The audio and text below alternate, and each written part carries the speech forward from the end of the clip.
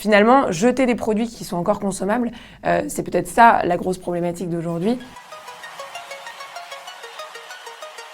Je suis Lucie Vage, j'ai 26 ans et j'ai créé l'application Too Good To Go. Alors l'idée de l'application Too Good To Go, c'est de permettre à chacun d'entre nous de s'engager concrètement contre le gaspillage alimentaire. L'idée, c'est de connecter en fait les commerçants de quartier qui peuvent avoir des invendus à la fin de la journée et les citoyens du quartier, vous et moi, qui allons pouvoir passer récupérer l'ensemble des produits qui partiraient à la poubelle à prix très réduit.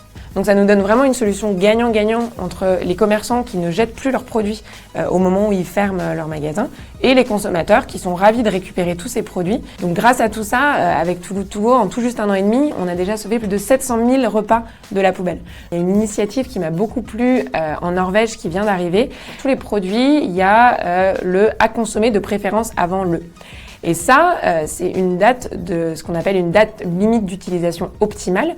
Personne n'est mieux placé que la personne qui va consommer le produit pour savoir si elle est toujours propre à la consommation ou pas. Ils ont rajouté après le à consommer de préférence avant le, la date, et ensuite, après cela, observer, sentir, goûter. Finalement, jeter des produits qui sont encore consommables, c'est peut-être ça la grosse problématique d'aujourd'hui, plutôt que d'ajouter des dates qui restent indicatives et qui deviennent une loi pour beaucoup sans qu'on comprenne. Pour moi, la France est un vrai acteur contre le gaspillage alimentaire. On a des normes d'hygiène qui sont tellement élevées que ça bloque toute initiative. Et il y a beaucoup de commerçants qui avaient l'habitude de donner ou de faire des choses de leurs produits et avec tous les scandales qui ont eu lieu, qui décident d'arrêter de le faire parce qu'ils ont peur que ça se retourne contre eux en fait. Aujourd'hui en France, il y a un pacte national de la lutte contre le gaspillage alimentaire qui a été mis en place par le gouvernement pour vraiment essayer de comprendre en 2020 comment est-ce qu'on peut avoir réduit considérablement le gaspillage alimentaire. Quand on en parle à nos grands-parents, ils trouvent ça complètement absurde qu'on jette des produits en fait. C'est un problème qui est moderne. Et je pense qu'aujourd'hui, on n'y est pas encore sur la pente descendante, mais on est au moment de la prise de conscience. Les gens réalisent qu'un tiers de ce qu'on produit sur la planète,